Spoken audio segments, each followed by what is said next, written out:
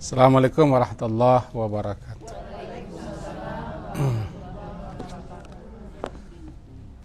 Diawali kajian kita dengan membaca Bismillahirrahmanirrahim.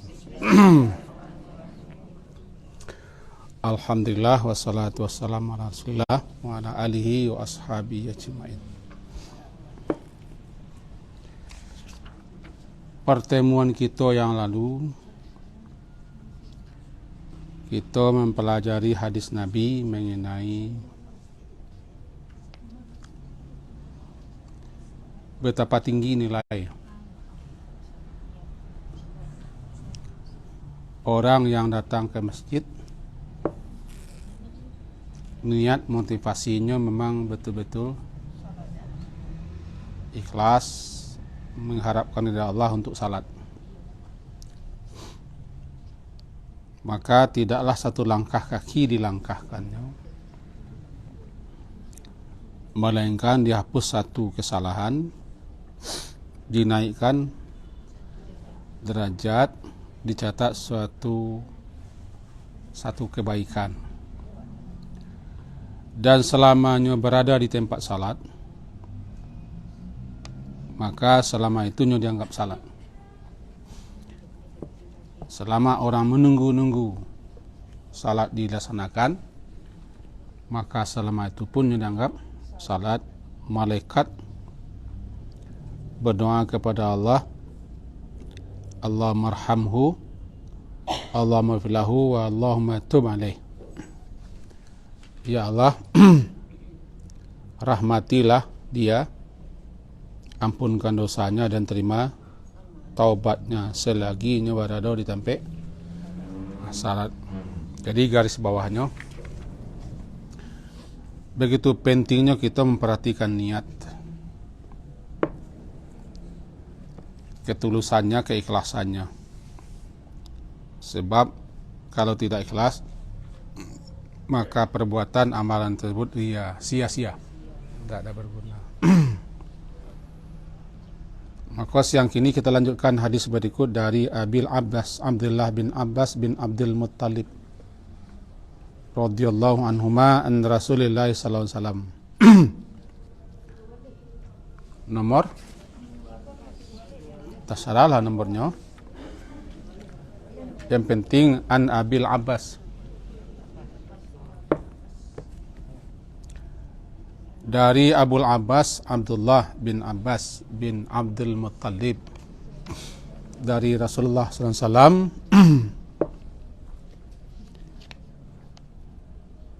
itu setentangan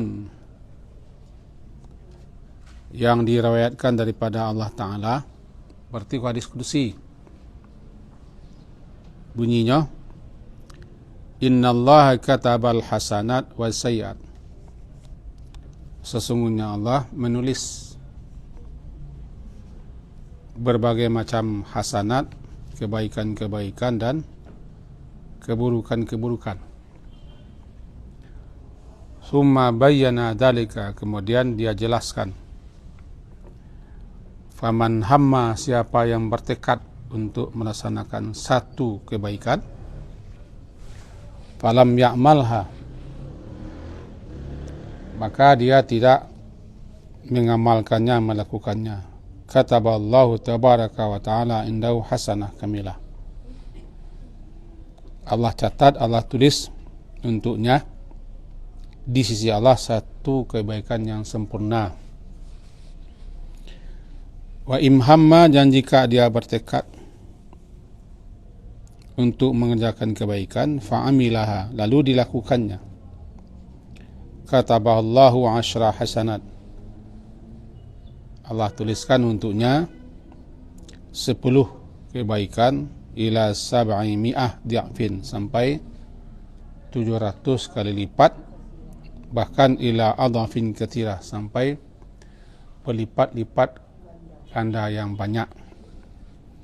Wa in hamma, dan jika dia bertekad untuk melakukan suatu kejahatan sayyi'ah, falam ya'malha, maka tidak lakukannya, Allah tulis di sisinya satu kebaikan yang sempurna.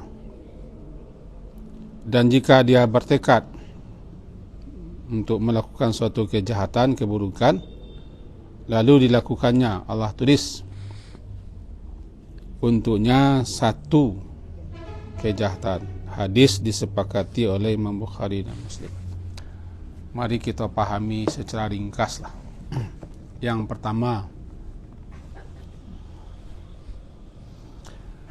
ada firman Allah Ta'ala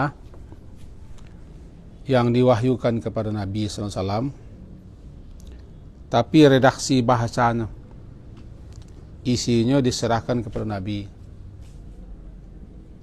Intinya adalah bahasanya apa bunyinya terserah kepada Nabi. Yang jelas isinya. Namanya hadis qudsi. Firman Allah Ta'ala yang bahasanya, yang redaksinya diserahkan kepada Nabi untuk menyampaikan. Bedanya Al-Quran. Al-Quran tidak boleh. Al-Quran murni bahasanya dari Allah, tidak boleh dimasuki, diselipi, disisipi berupa tambahan atau pengurangan atau pergantian. Diterima Nabi, itu yang disampaikan. Itu Al-Quran. Kalau hadis qudsi seperti itu, bahasanya Nabi yang susun, tapi intinya cuman hadis qudsi itu ada yang sahih, ada yang tidak sahih, bahkan ada yang palsu. Di antara hadis qudsi itu disepakati oleh Imam Bukhari Muslim. Yang pertama adalah Allah Subhanahu wa Ta'ala kataba, menulis. Bukan Allah yang menulis, bukan Allah yang mencetak, tapi Allah tugaskan kepada malaikat spesial namanya katibin, para penulis. Katibin, para penulis. Disebut dalam ayat kiraman katibin. Surah Al-Infitar, tak salah ya.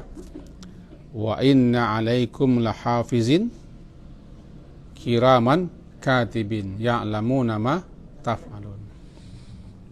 Juz Amma, Iza sama'un fatarat, dan seterusnya. Itu kiraman yang mulia, malaikat yang mulia-mulia, katibin yang selalu menulis, katib. Jadi malaikat yang ditugasi oleh Allah untuk mencatat, menulis amalan perbuatan manusia disebut dengan kiraman katibin, malaikat-malaikat yang mulia yang selalu senantiasa menulis. Dan disebut juga malaikat itu dengan raqib, atid. Jawa raqib, atid namanya. Raqib, ra, qaf, ya, ba, raqib. Atid, atid itu ain, ta, ya, dal, atid. Jadi tidak atid itu, atid. Ain, ta, ya, dal, atid. Raqib artinya pengawas, atid hadir. Kalau digabung, pengawas yang selalu hadir di mana saja berada. Raqib, atid. Ada ulama yang memahami raqib itu satu, atid satu. Raqib di kanan yang mencatat, menulis yang baik-baik, atid di kiri mencatat, menulis yang buruk-buruk. Mana yang benar, yang nyeleh? Ada malaikat spesial yang Allah tugaskan untuk mencatat, menulis segala yang dilakukan oleh hamba, oleh kita manusia. Nah, catatan-catatan itulah nanti yang dibukukan, nanti diserahkan buku kepada kita di akhirat. Tidak perlu kita pikiran catatan sakit lah kepala kita. Baragadang catatannya, di mata letak, bantu catatan itu. Baralah tabahnya tu. Penanya bagaimana? Sakit kepala. Karena yang disuruh kepada kita untuk percaya, beriman. Ngalah ke malaikat pula. Mengaka Allah sedang manusia sampai Android tu. Kopi tu. Sekarang ikonnya memorinya sekarang ikonnya TV. Isinya kalau nak mau pakai satu hari kau lebih 500. 3. Konon lah konon. Kau orang Amerika ambil mereknya apel bagi gigi itu mereknya. Iya, apel sombiang di gigi.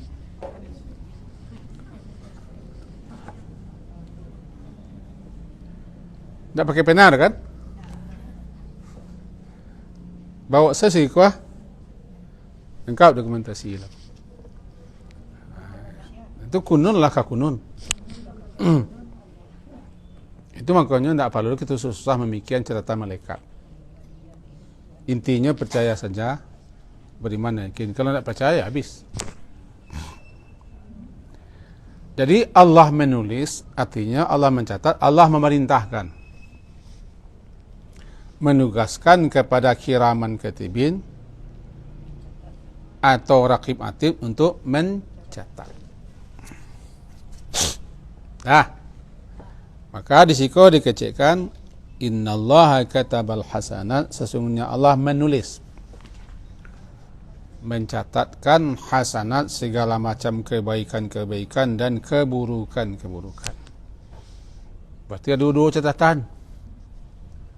Catatan yang baik, catatan yang buruk. Catatan yang baik, setelah kita wafat meninggal, dibentuk suatu file, disimpan di Illiyin. Surah Al-Mutaffin, wa ma adraka ma illiyun. Kata para ulama menyebutkan sesuai dengan hadis dan riwayat, Illiyin atau Illiyun itu, disitulah disimpan semua catatan-catatan, amalan-amalan dan perbuatan baik manusia. Seakan-akan itu buku induk, buku besar lah. Illiyin. Sementara yang jelek-jelek, yang buruk-buruk disimpan di Sijjin. Sijjin.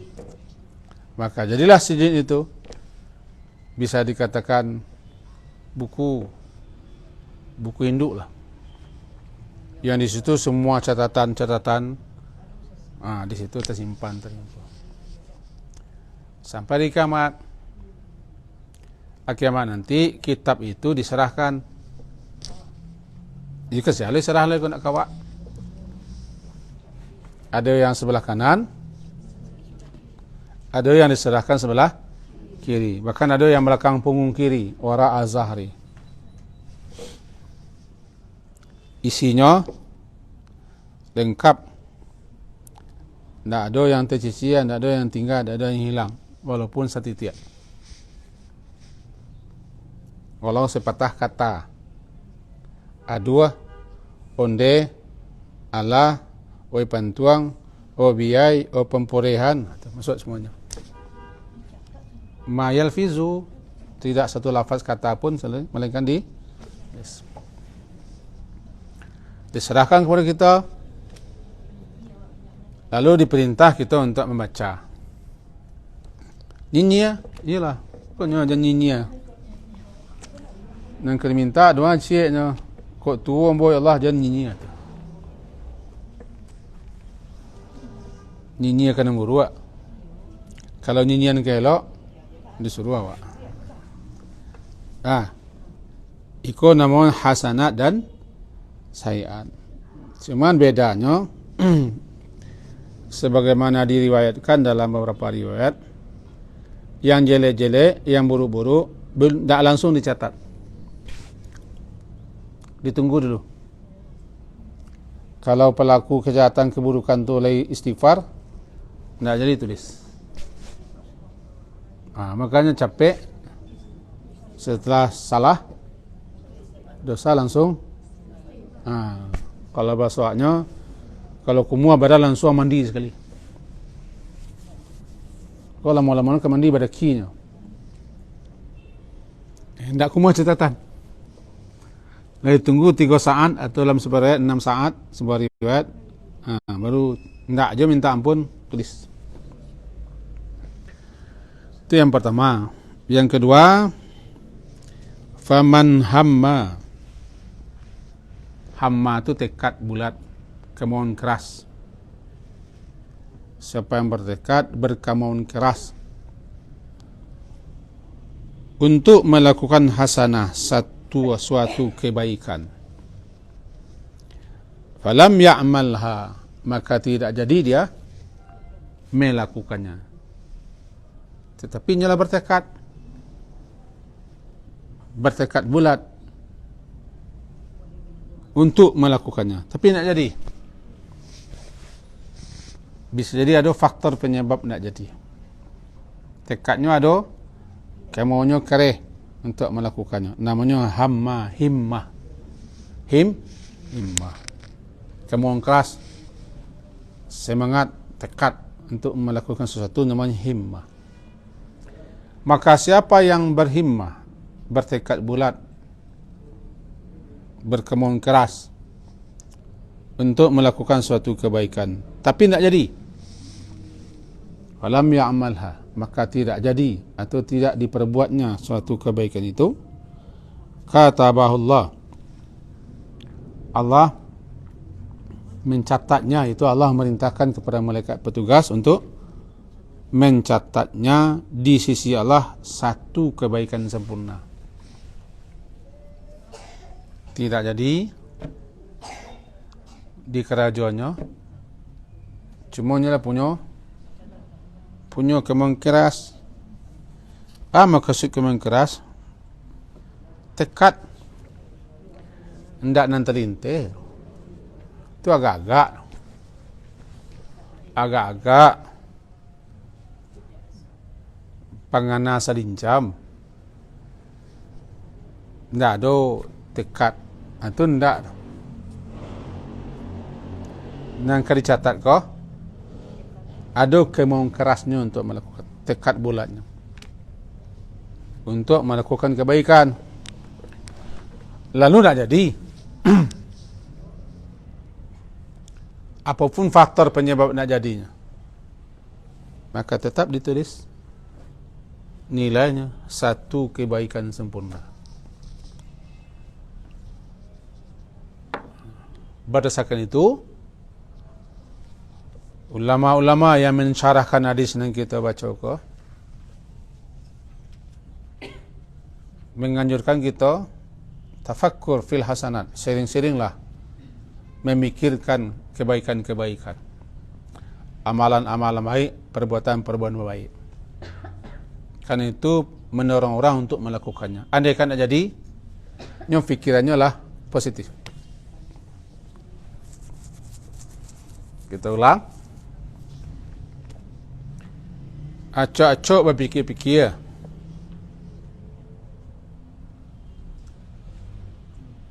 untuk melakukan kebaikan-kebaikan. Karena memikirkan kebaikan mendorong orang untuk bertekad melakukannya. Tidak jadi, tetap catat. Jadi bukan caliak lu.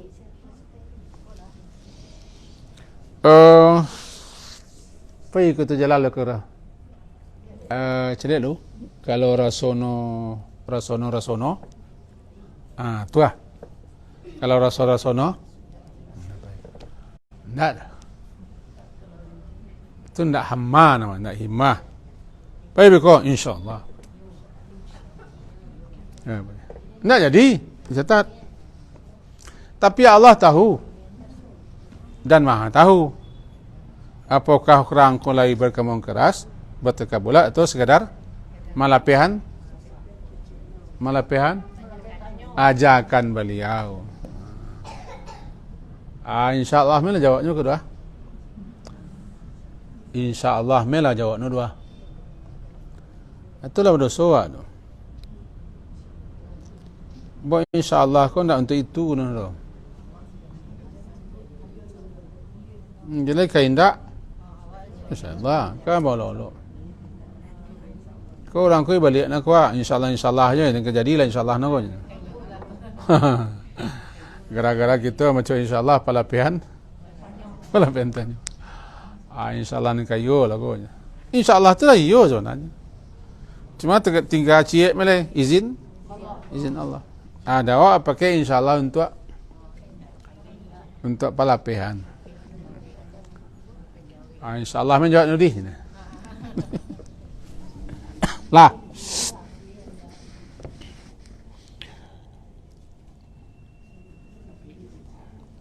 Wa in hamma, dan jika dia bertekad, berkemauan keras, berkeinginan sangat untuk melakukan satu kebaikan, lalu fa'amilaha, maka lalu dikerjakannya kebaikan yang ditekadkan itu, katabahallahu asyara hasanat, Allah tulis 10 kali lipat. 10 kali lipat. Bahkan ila 700 dhifin, sampai 700 kali lipat. Atau bahkan ila adhafin katsirah, kepada kelipatan yang sangat banyak. Bukan hanya 700, lebih 700. Tiga kan? Berarti siapa yang berniat, bertekad untuk melaksanakan kebaikan di kerajaannya 3, minimal 10, paling kurang 10. Di atas 10 700, di atas 700 lipat ganda yang banyak. Tapi antara 10 dan 700 banyak lah tu. Tergantung orang. Tergantung. Kita ambil contoh di. Jadi ya. Kita datang ke bari ku tak sama nilai no. Tapi modalnya lah dapat 10 Modal lah 10 Beko nilai cako lebih 10 Ada yang sampai 700, ada yang lebih. Tergantung dia, termasuk jarak jauh dekat.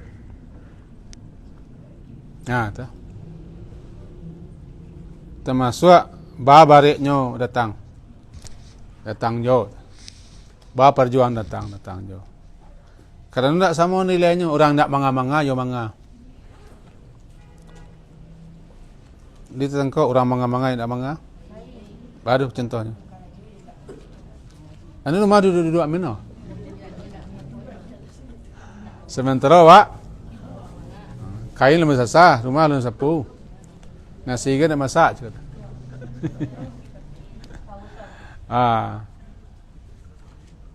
Kita semi payahlah. Tapi pulang cepat berkau dia, maka pulang lu berkau dua. Jadi ada orang yang payah ko berjuang, itu menentukan nilai. Ada hambatan, ada rintangan. Itu nilai. Cuma nilainya 10 tu modal. Bi'ashri amthaliha. 10 kali lipatnya. 10 kali lipat. Modal dasar itu. Kan begitu dalam surah Al-An'am. Surah Al-An'am nanti dijelaskan Man jaa bil hasanah, siapa yang datang membawa kebaikan, hanya akan dibalas minimal 10 lipat kebaikan.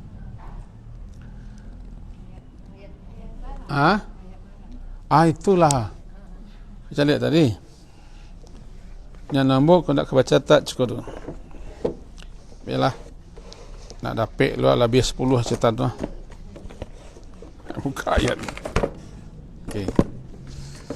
Ayat bara ya. Surah ke-6 Al-An'am. Rasono ayat 60. 1. A'udzubillahi minasyaitonirrajim. Bismillahirrahmanirrahim.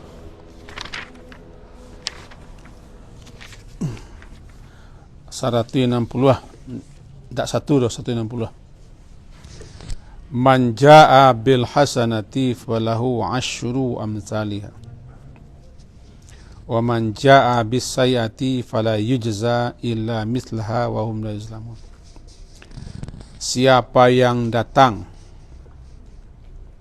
atau barang siapa yang berbuat kebaikan, maka untuknya asyru 10 kali lipat amalannya. Halaman 150. Halaman 150 di Quran pojok ayat 160.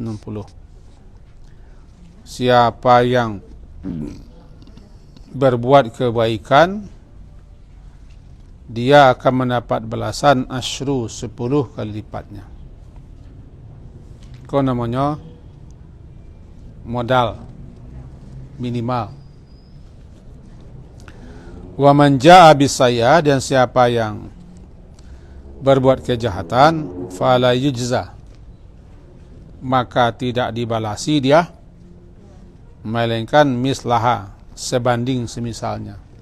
1 berbanding 1.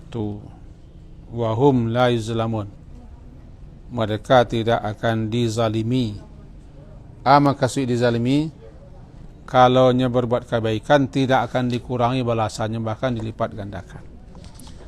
Kalaunya berbuat kejahatan tidak akan dilebihkan balasan kejahatannya, kecuali 1 kejahatan dibalas 1 kejahatan. Itu contoh. Begitunya nanti dalam ayat lain, bahwa balasan-balasan itu ada yang 700 dan sampai melebihi 700.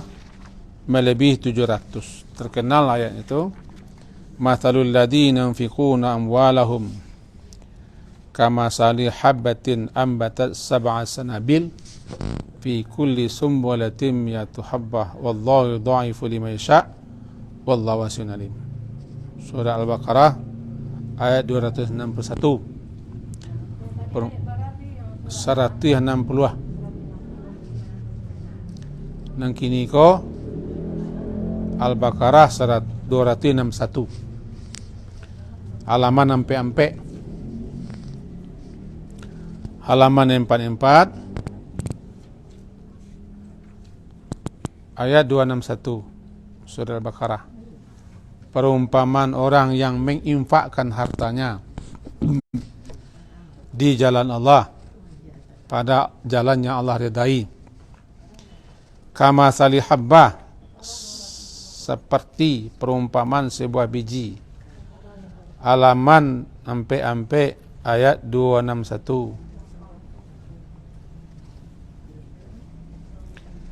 Perumpamaan orang yang menginfakkan hartanya di jalan Allah, kama sali, sama seperti atau seperti perumpamaan sebuah biji, ambatat, sebuah biji ambatat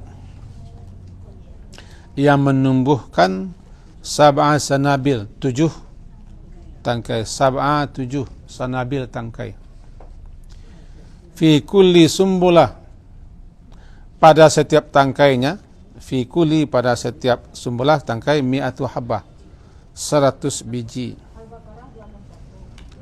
Maka 7 dikali 100, 700. Hanya sebuah biji ditanam. Wallahu yudha'if, Allah melipat gandakan lebih daripada 700 di man yasha, bagi siapa yang dia kehendaki. Allah tu Maha luas lagi Maha mengetahui. Aku ya. Dalam Al-Quran tu yang namanya pahala, kau kan nak nampak pahala, ganjaran, fadilah, keutamaan kan tak berbentuk materi, cumanya pasti kerana kita nanti akan peroleh di akhirat. Cuma di dunia lama lepek. Maka untuk tatangkok sesuatu yang sifatnya abstrak menjadi konkret, sesuatu yang sifatnya payah mencerna, tercerna ya maka dibikin perumpamaan. Dan perumpamaan itu untuk mendekatkan pemahaman kepada yang sebenarnya. Demi contoh, perumpamaan orang yang berinfak fi sabilillah sama dengan sebuah biji, satu buah biji. Biji ditanam, tumbuh 7 tangkai. Satu biji, 7 tangkai. Bagaimana kalau biji itu biji pokat?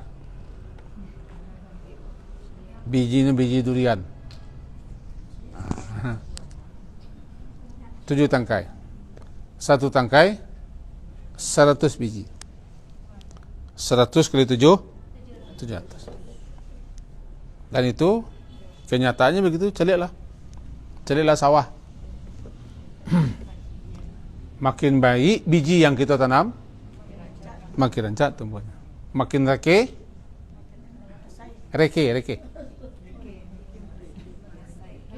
Tidak tahu reke.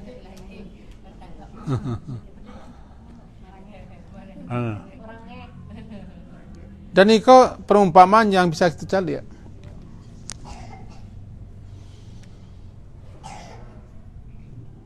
Nah, seperti itulah Allah akan lipat gandakan 700 kali lipat, bahkan lebih 700 kali lipat jika itu hasanah.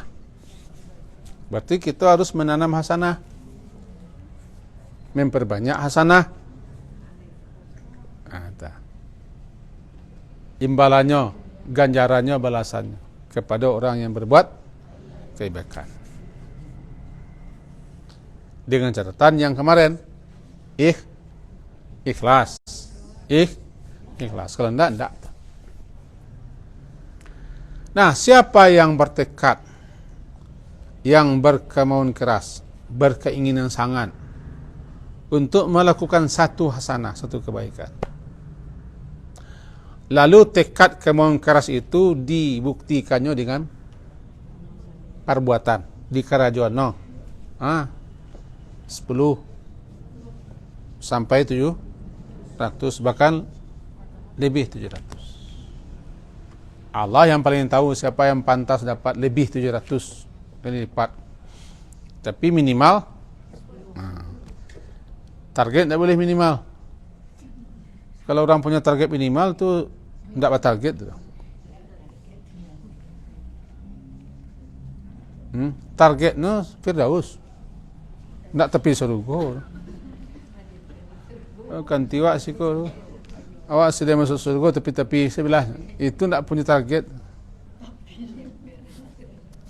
Galak kaji. Sudah masuk surga, biarlah. Tepi-tepi ni kan tak punya target tu.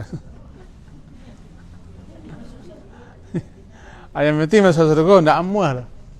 Bertekad lah. Kalau minta surga, kata Nabi, minta nak Firdaus tu. Walaupun tercapai tak tercapai, nyeleh. Gantungkan cita-citamu setinggi surga Firdaus lah. Masa bintang langit rendah. Gitu. Dah, duduk.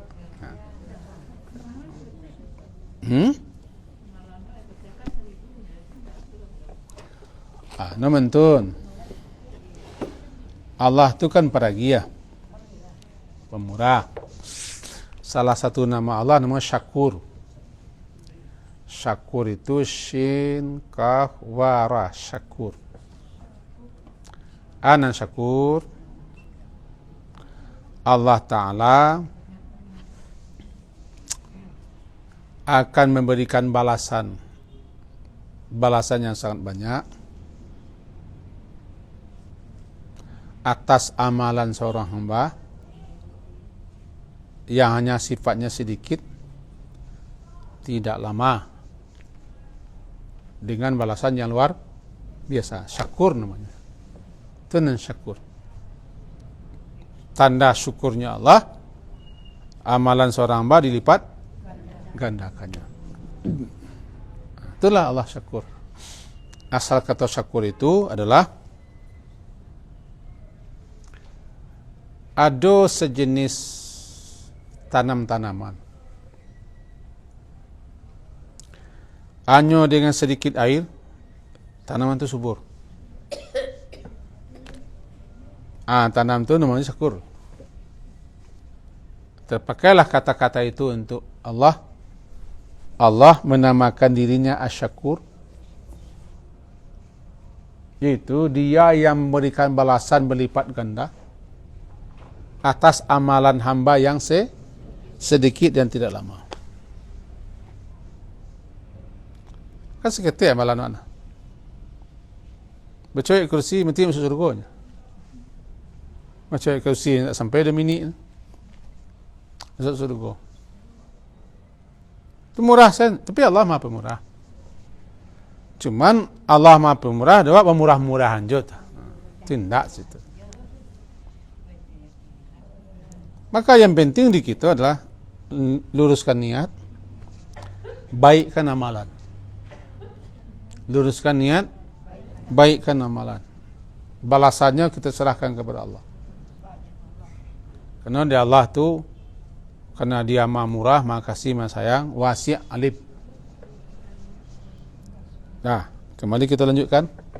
Tadi lampiah pukul apa? Wa in hamma bisayatin, dan jika dia bertekad, berkeinginan sangat untuk melakukan satu sayi'ah, satu keburukan, falam ya'malha, maka tidak dilakukannya kejahatan itu, kata Allah wa indahu hasanah kamilah, Allah catat, Allah tulis untuknya satu kebaikan. Lantaran jadi niat yang buruk kok tidak jadi kita kerjakan itu baik. Itu baik. Cuma harus dibedakan seperti kemarin. Tak jadi mengerjakan cukup tu dia takut dosa. Bukan nampak durang. Ini ada lo tak jadi kerjaan buruk dia nampak durang, tak dosa catatan dia. Was. Turang lalu lah.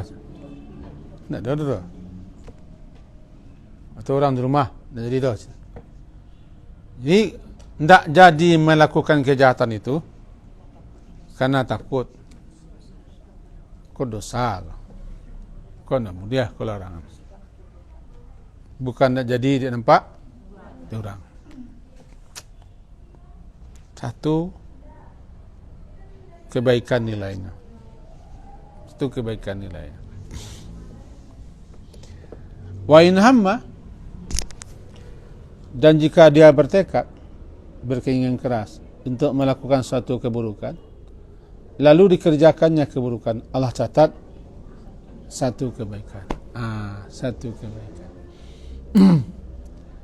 Dari hadis ko ada beberapa poin yang harus kita garis bawahi. Yang pertama, ilmu Allah mencakup, menjangkau segala sesuatu. Tidak ada bagi Allah itu yang tersembunyi, hilang, lenyap dan luput. Termasuk ke dalamnya nanta guriah-guriah di hati, nanta ngilan-ngilan di mata dan terlintih dan terguriah. Apakah itu tekad atau agak-agak atau angan-angan atau kemauan keras? Allah Maha tahu. Itu masalahnya. Kurang tak tahu kah? Di hati kita kau ada agak-agak, ada pengana, ada angan-angan, ada tekad, ada kemauan keras, ada caliak lu. Semua yang ada di hati cakap tu, di Allah tidak ada yang tersembunyi. Karena ilmunya mencakup yang lahir, yang batin.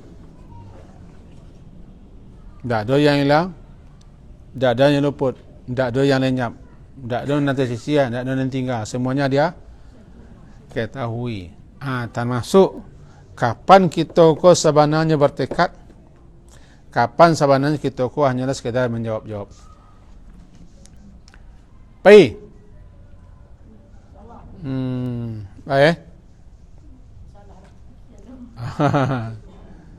Kan fikir dah. Allah tahu. Fikir. InsyaAllah ni Allah tahu. InsyaAllah ke haji ko, InsyaAllah ke sabana. Allah tahu. Kerana dia alim bizatis sudur. Ketika seorang hamba bertekad, punya kemauan keras, keinginan sangat untuk melakukan sesuatu, Allah tahu kapan dia betul-betul bertekad, kapan dia ikut-ikutan dan bawa-bawaan. Apakah tekad tu baik atau buruk. Kau nanti di akhirat dibongkar kau. Yauma tublas sarair. Pada hari dinampakkan segala rahsia batin. Nampakkan, dibongkar. Itu satu. Yang kedua, yang kita garis bawahi, bahawa ada malaikat spesial yang tak pernah berpisah dengan kita. Baru pisahnya kita ketika mati. Namanya Raqib, Atid, Kiraman, Katibin atau Hafizin, Hafazah, yang bertugas dan ditugasi mencatat amalan manusia. Itu yang kedua.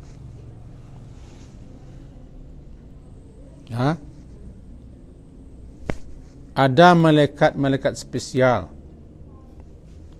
yang bertugas dan ditugaskan untuk mencatat yang baik-baik, yang buruk daripada perbuatan manusia, yang tak berpisah dengan kita. Berpisahnya cuma ketika lah mati, habis.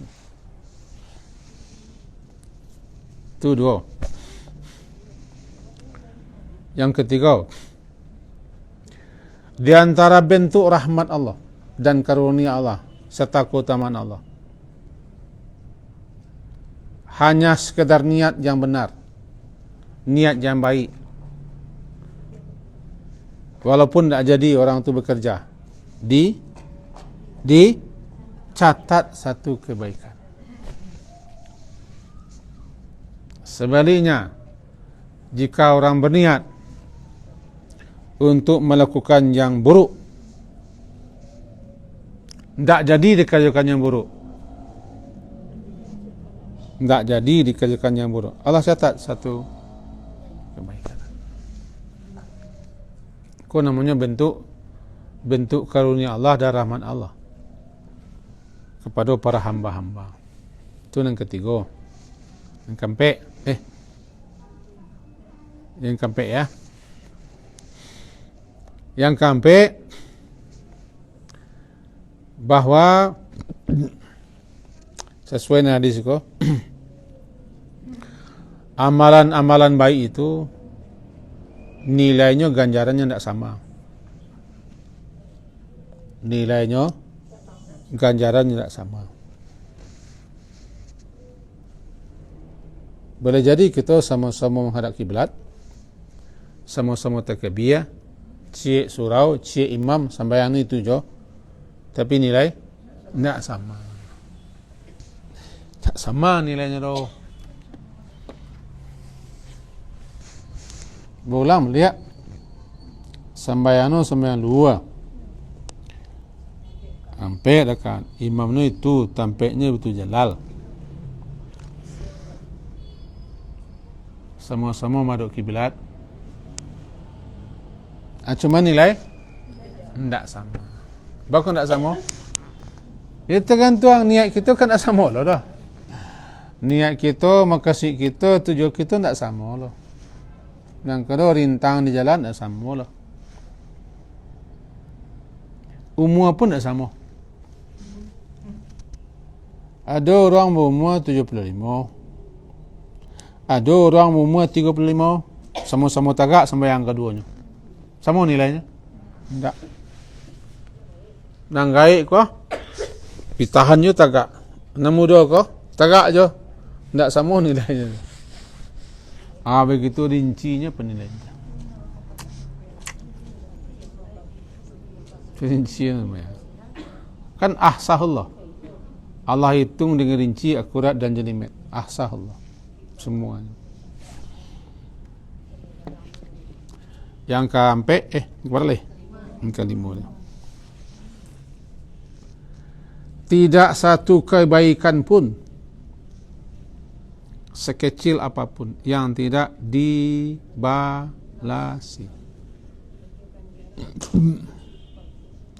Tidak satu kebaikan pun sekecil apapun yang tidak dibalasi oleh Allah.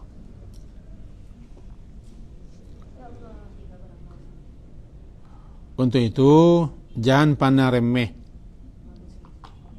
perbuatan amalan walaupun kecil, jangan pandang remeh. La tahqiranna minal ma'rufi syai'. Jangan kamu pandang remeh perbuatan baik itu walaupun saya kecil. Kadang-kadang nang ketik tu ngadang palu. Maka kapan saja ada peluang, ada waktu bisa kita buat baiklah. Itu penambahan nilai. Baiklah. Saja yang bisa kita lakukan. Ada waktu baiklah. Nampak terlampau orang tercampak kemean. Nampak sapu terbelintang tagaan. Nampak jarum di jalan buangan.